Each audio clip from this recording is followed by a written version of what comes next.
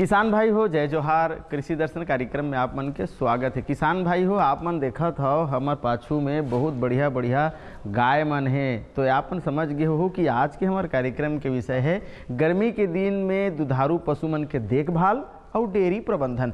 किसान भाइयों, कैसे ढंग के गर्मी के दिन में पशु मन के देखभाल करना चाहिए। काबर गर्मी के प्रभाव तो सब ऊपर पड़ते, जिससे गर्मी में हमन परेशान रहथन, गर्मी में हमार मन के स्वास्थ्य खराब हो जाते, वैसने ये दुधारू पशु मन के घलो स्वास्थ्य खराब हो जाते। तो कैसे ढंग के ला बाँचना चाहिए, कैसे ढंग के कर्म के ख्याल करना चाहिए, कैसे ढंग के कर्म के स्वास्थ्य के रक्षा करना चाहिए, ये जम्मो बात के चर्चा हमन करबो किसान भाई हो। लेकिन ओकर ले पहले आप मन देखाओ संदेश।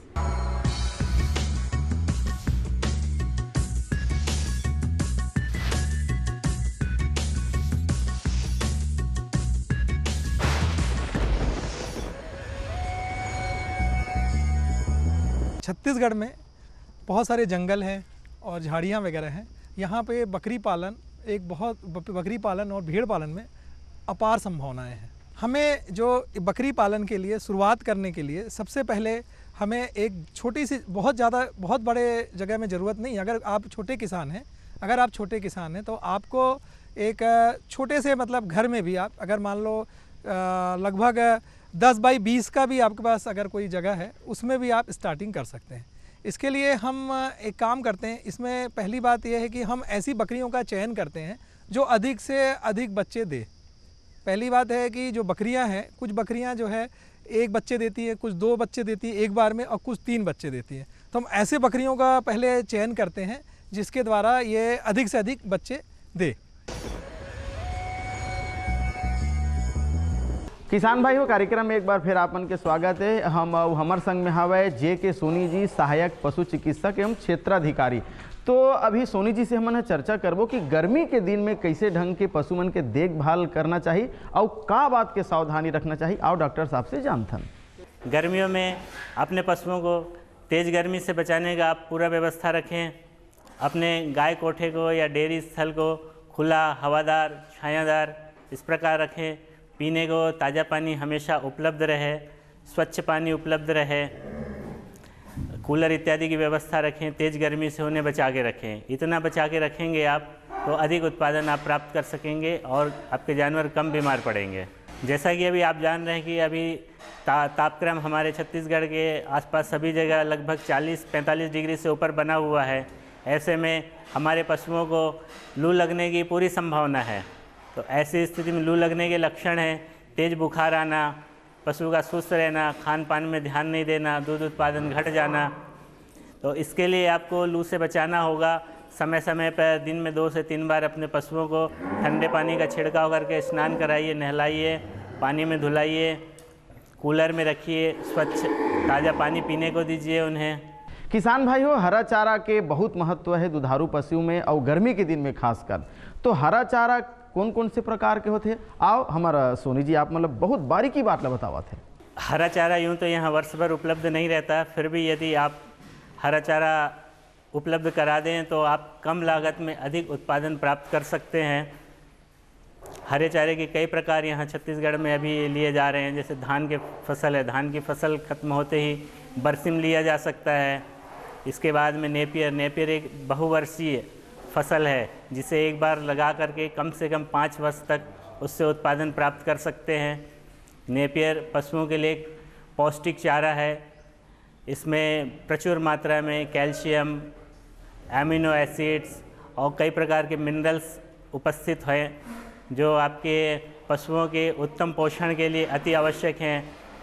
सूखे चारे में बहुत सारी चीज़ें नहीं मिल पाती जो हरे चारे में उपलब्ध हैं, और यदि हरा चारा आप खिलाते हैं तो सूखे चारे का कम प्रयोग होगा, जिससे आपकी आर्थिक क्षति भी कम होगी और कम लागत में आप अधिक उत्पादन प्राप्त कर सकते हैं। इसी प्रकार अजोला टैंक भी आप अपने घर के आंगन में छायादार जगह पे इसका उत्पादन ले सकते हैं। इससे भी पूरे वर्ष भर उत्पादन मिलता है। अजोला में भी प्रचुर मात्रा में amino acid, calcium, nitrogen, phosphorus इत्यादि पोषक तत्व उपलब्ध होते हैं जिन्हें पशु बड़े चाव से खाता है। चाइना में एक प्रयोग किया गया था उन अजोला और धान का उत्पादन लिया तो उनने देखा कि जहाँ अजोला का प्रयोग किया है तो धान का उत्पादन 20% बढ़ा है। धान का उत्पादन सह मछली पालन सह अजोला उत्पादन में उनने देखा कि 30% उत्पादन अधिक प्राप्त हुआ है। बस उसी प्रकार हम अपने पशुओं के पोषण में भी अजोला का उत्पादन उपयोग करेंगे तो पशुओं से जो प्राप्त होने वाला उत्पादन है वो काफ़ी मात्रा में होगा और हम आर्थिक लाभ प्राप्त करके अपनी आजीविका को सुधार सकते हैं। किसान भाई हो का है कि जैसे हमारे घर में देसी गाय है तो देसी गाय में कृत्रिम गर्भाधान करके घलो ओकर नस्ल सुधार करे जा सकते का, तो नस्ल सुधार कैसे ढंग के करना चाहिए आओ देखथन। पशु नस्ल सुधार के लिए हमारी सरकार काफ़ी प्रयास कर रही है। सबसे पहला ये है कि गांव में जो निकृष्ट सांड जो घूम रहे हैं उनको पकड़कर उनका बधियाकरण करना है। 100% बधियाकरण सुनिश्चित होने से कृत्रिम गर्भाधान की 100% लाभ प्राप्त होगा। कृत्रिम गर्भाधान वह विधि है जिसमें उन्नत नस्ल के सांडों के वीर्य से देशी गायों में या अन्य दूसरी गायों में भी जो डेयरी पालन कर रही हैं उन गायों में भी कृत्रिम तरीके से वीर्य रेचित करके उन्नत नस्ल के वत्स उत्पादन किए जा सकते हैं। पशु के नस्ल सुधार से काफ़ी फ़ायदे हैं। एक तो देसी नस्ल के जो पशु आ रहे हैं वो कम उत्पादक हैं, जिसकी कम उत्पादन की वजह से किसान परेशान है और वो उनका पशु पालन से मोह भंग हो रहा है। यदि वे कृत्रिम गर्भाधान का लाभ उठाएं और अपने देसी पशुओं में ही उन्नत नस्ल के वत्स का कृत्रिम गर्भाधान से प्राप्ति करें तो वो देखेंगे आशातीत रूप से काफ़ी उत्पादन में काफ़ी परिवर्तन आएगा और उत्पादन बढ़ने से उनकी आर्थिक क्षमता भी बढ़ेगी। किसान भाई हो जैसे वर्षा के दिन आते या गर्मी के दिन आते या ठंडा के दिन आते तो अलग अलग मौसम में अलग अलग बीमारी लगते हो। खासकर वर्षा के दिन में हमारे दुधारू पशु मतलब बीमारी लगे के संभावना और कई गुना बढ़ जाते, तो कैसे ढंग के बीमारी से बचना चाहिए और टीकाकरण कैसे करना चाहिए एकरो बारे में हम जानकारी लेथन। कुछ दिनों में बारिश शुरू होने वाली है और पहली बारिश के साथ ही नई हरी घास ज़मीन पे उगने लगेंगी। ऐसे में भूजन्य बैक्टीरिया, वायरस इत्यादि सक्रिय हो जाएंगे और वे जब पशु हरा चारा को खाने जाएंगे तो वो उसके साथ में वायरस या जीवाणुओं का संक्रमण उन्हें लग सकता है। तो कई प्रकार की बीमारी से वे ग्रसित हो सकते हैं। जैसे प्रमुख रूप से हैं आपका गलघोंटू, एक टंगिया, एंथ्रेक्स, मुँह खुर की रोग। इसके लिए शासन की ओर से समय समय पर निःशुल्क टीकाकरण की योजनाएं चलाई जाती हैं। वर्तमान में एक टंगिया और गलघोंटू का रोग प्रतिबंधन टीकाकरण कार्य जारी है। इसमें गांव-गांव में घूम करके जितने भी पशु सभी का वैक्सीनेशन किया जा रहा है, गलघोंटू और एक टंगिया का। इसके पश्चात 1 जुलाई से 1 महीने का मुँह खुर प्रतिबंधक टीकाकरण का एक अभियान चलाया जा रहा है जो पूरे छत्तीसगढ़ में चलेगा। यह टीकाकरण का अभियान प्रत्येक 6 माह में पुनरावृत्ति की जाती है इसकी। इसके अलावा एंथ्रेक्स का टीकाकरण है, बकरियों में पीपीआर का टीकाकरण है, एंटरोटॉक्सिमिया का टीकाकरण है। ये भी कार्य समय समय पर किया जाता है और इस समय जो है ये कार्य जारी है। किसान भाई हो टीकाकरण के कतेक महत्व है, ओकर कतेक फायदा है और टीकाकरण करे से कैसे हम रोग से बीमारी से बच सकतन, रामबाण होते टीकाकरण एकरो बारे में हमला सोनी जी बतावा संगवारी हो। टीकाकरण का पशुओं में काफ़ी ज़्यादा महत्व है। हम देखते हैं टीकाकरण यदि नहीं करवाते हैं तो रोग का यदि प्रकोप होता है तो असामयिक रूप से इनके काल कवलित हो जाते हैं पशु और आर्थिक क्षति उठानी पड़ती है। और अभी कई जगह देखा भी गया है, कुछ पशुपालकों ने अपने पशुओं में टीकाकरण करवाने से मना कर दिया था क्योंकि उनका ये विचार था कि टीकाकरण करवाएंगे दूध उत्पादन कम हो जाएगा और हमें आर्थिक हानि उठानी पड़ेगी, तो उन्हें टीकाकरण से इनकार किया था और फलस्वरूप उनके यहाँ कुछ बीमारियाँ आई, कुछ क्षति हुई, तो उन्हें इसकी जानकारी हुई। अब वे सामने से स्वयं आकर संपर्क करते हैं और बोलते हैं कि हमारे यहाँ सबसे पहले टीकाकरण करें। किसान भाई हमारे छत्तीसगढ़ प्रदेश में जैसे गर्मी होते, बरसात होते, यानी जलवायु बहुत महत्वपूर्ण भूमिका रखते। जैसे दुधारू पशु के हम बात करत हन तो कौन से जलवायु में या कौन कौन से नस्ल हम यहाँ पाल सकथन एकरो बारे में आओ जानकारी लेथन किसान भाई हो। छत्तीसगढ़ में गायों में गिर, साहिवाल, रेड सिंधी ये इत्यादि नस्ल हैं जो यहाँ के परिवेश में पूरी तरीके से उपयुक्त हैं और किसान भाई इसका पालन करके अधिक से अधिक लाभ प्राप्त भी कर रहे हैं। किसान भाई हो, जैसे कि हम दुधारू पशु के बात करत हन, तो जो हमार डेयरी बने हैं जी हाँ पशु रथे, तो वो कैसे ढंग के होना चाहिए? हवादार होना चाहिए, प्रकाशमान होना चाहिए, कैसे ओकर मन के बढ़िया गंदगी मत रहा है, बदबू मत रहा है, कैसे ढंग के ओमा गोबर रहा या गोमूत्र रहा एक संचित हो जाए, ये बात ला भी जानना जरूरी संगवारी हो। तो आओ एक बारे में जानकारी लेते हैं। सबसे पहले डेयरी स्थल का चयन करने के लिए हमें देखना होगा कि वह शहर से नज़दीक हो, ताकि जो है ना बाज़ार के लिए ज़्यादा दूर ना जाना पड़े। दूसरा, वह ज़मीन समतल हो, उबड़ खाबड़ ना हो, आसपास में कोई गंदगी ना हो, ऐसी जगह का हमें चयन करना होगा। और इसके बाद जब सेट का निर्माण करेंगे तो वो खुली हवादार होनी चाहिए, पेयजल की उत्तम व्यवस्था होनी चाहिए, नालियों का पर्याप्त मात्रा में निर्माण हो, ढाल के साथ में बनाया जाए ताकि उनके मूत्र और गोबर को एकत्र करने में कोई ज़्यादा दिक्कत ना हो। अब इसे आगे ले जा करके कंपोस्ट खाद और इत्यादि बनाने के लिए भी व्यवस्था होनी चाहिए। किसान भाई हो, जब गाय है गर्भवती रही तो बहुत सावधानी रखना चाहिए, और संगे संग जब गाय है जन्मथे बच्चा देथे तो बच्चा के का बात के सावधानी रखना चाहिए, कैसे ढंग के ओकर स्वास्थ्य के रखना हो, ओकर स्वास्थ्य के ध्यान रखना चाहिए, गर्भवती गाय के घलो और जब बच्चा हो गए एकरो बारे में जानकारी होना बहुत आवश्यक है किसान भाई हो। गाय के बछड़ों में मृत्यु दर ज़्यादा देखने को मिल रही है। इसका कारण है, सबसे पहला कारण है डीवर्मिंग यदि पशुओं की करवा दी जाए तो पशु जो है बछड़े बीमार पड़ने से बच सकते हैं। कृमि जो पशुओं को जो है ना पोषक तत्वों की कमी पैदा कर देता है, इसीलिए हर 15 दिन में जन्मने के बाद 3 महीने तक 15 दिन में एक बार उसको डीवर्मिंग कराएं। इसके बाद 3 महीने तक माह में एक बार करवाएं और 6 माह के बाद प्रत्येक 3 माह में एक बार उसकी डीवर्मिंग होना चाहिए, ताकि शरीर का ग्रोथ अच्छा बना रहे। किसान भाई हो, अभी बहुत बढ़िया ढंग से आप मन बर एक खास खबर लेके आए हैं। काबर वो खबर जब आप मन ले मिली तो बढ़िया ढंग से आप मन हा पशुपालन करहु, डेयरी प्रबंधन करहु, तो देखो खास खबर।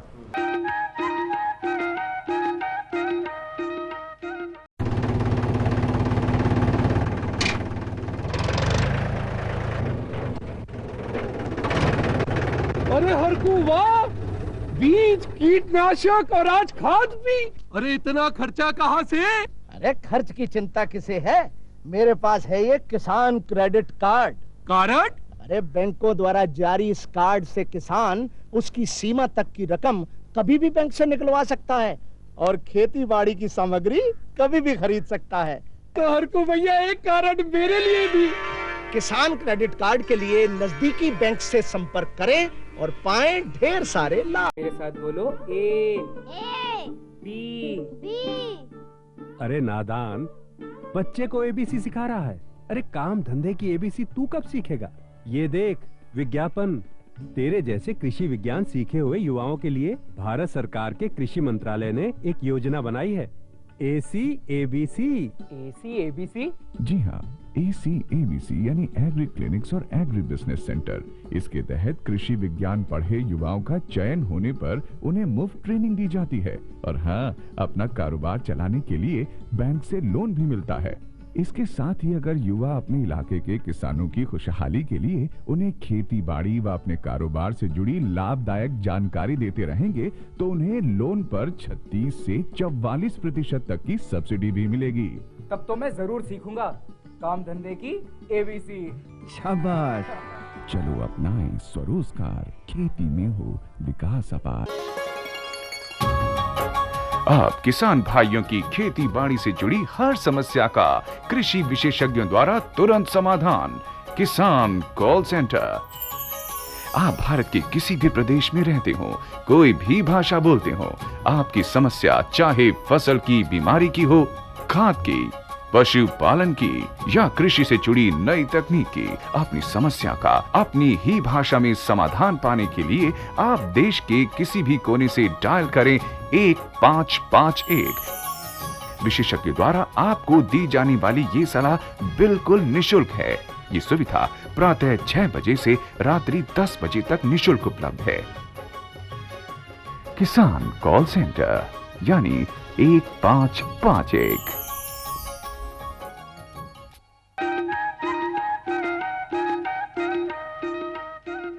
किसान भाई हो, डेयरी के प्रबंधन कैसे करना है एकरो बारीक बात के ज्ञान होना चाहिए। तो हमर डॉक्टर जी के दास जी है डेयरी प्रबंधन के विशेष बात ला आप मतलब बताओ किसान भाई हो। देखथन डेयरी प्रबंधन अपने खेती किसानी के साथ साथ जो है पशुपालन पर ध्यान रखना चाहिए।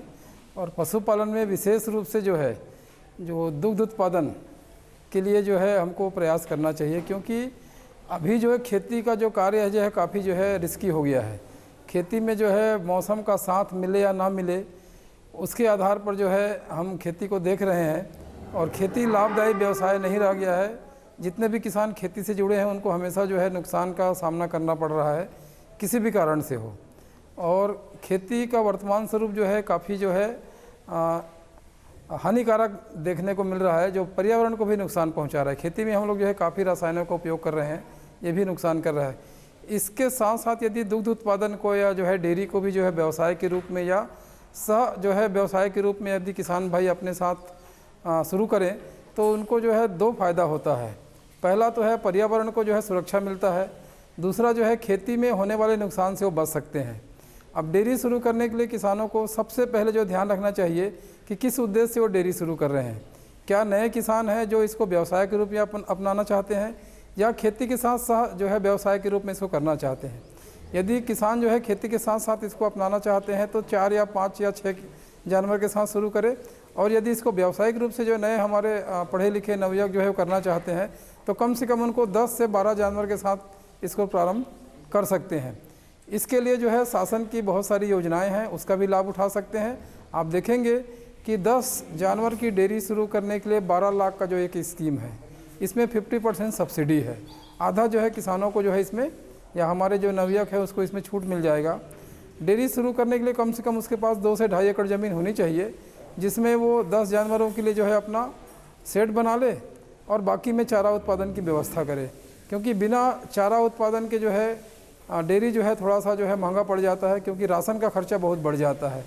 और हमारे किसान भाई जो है डेयरी प्रारंभ करने के समय ध्यान रखें कि यहाँ की जो देसी किस्में हैं, देसी किस्मों को ही जो है प्राथमिकता दे, क्योंकि हमारी जो देसी किस्में हैं यहाँ के वातावरण में जो है पूरी तरह से जो है अपने आप को समायोजित करके रखा हुआ है और विपरीत परिस्थिति में भी जो है उसको पर्याप्त उत्पादन प्राप्त होता है। अगर आपके पास संसाधन बढ़िया है, तकनीकी जानकारी से यदि आप परिपूर्ण हैं तो हाइब्रिड किस्म का संकर नस्ल का भी जानवर आप रख सकते हैं। तो देसी जो गाय की तुलना में जो संकर नस्ल का उत्पादन थोड़ा ज़्यादा होता है, मगर उसमें खर्चा भी ज़्यादा होता है। तो मेरा जो अनुभव है, व्यक्तिगत अनुभव है, कुछ अपने जो कॉलेज में हम लोग जो अध्ययन करते रहते हैं, इसमें भी हमने पाया है कि हमारा जो देसी नस्ल है ये जो है इस परिस्थिति में कम खर्चे में पर्याप्त उत्पादन देता है।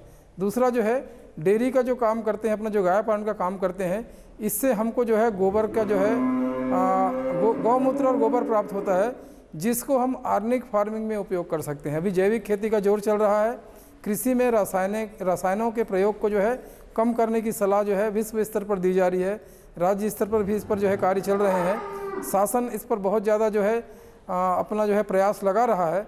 तो जब हम गाय का जो है पालन करते हैं तो हमको गोबर और गौमूत्र ये अतिरिक्त रूप से प्राप्त होता है।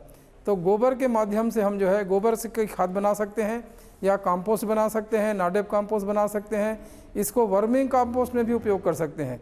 जो केचुआ की खाद बनाते हैं उसमें भी गोबर खाद का जो है उपयोग किया जा सकता है। तो आप देखेंगे कि गाय उत्पादन से हमारे जो दैनिक आवश्यकताओं की पूर्ति होती है, प्रतिदिन आय मिलता है, आपका जैविक खेती के लिए हमको जो है उत्पाद मिलता है और जैविक खेती को बढ़ावा देने के लिए हम जो है इसके माध्यम से ज़्यादा अच्छा जो है काम कर सकते हैं। तो कुल मिला के आप देखेंगे कि डेयरी उत्पादन जो है आज के परिवेश में एक लाभदायी व्यवसाय है और आने वाले समय में इसका जो है मांग बढ़ते जाएगा। तो जो किसान भाई यदि इसको अपने व्यवसाय के रूप में अपनाना चाहते हैं, जो नए पढ़े लिखे हमारे जो बेरोजगार साथी है जो गांव में रहते हैं, जिनके घर में 2 एकड़ 4 एकड़ 5 एकड़ ज़मीन आसानी से उपलब्ध है, और जिनके पास ज़मीन उपलब्ध नहीं है वो भी लीज लेकर जो है इस व्यवसाय को शुरू कर सकते हैं।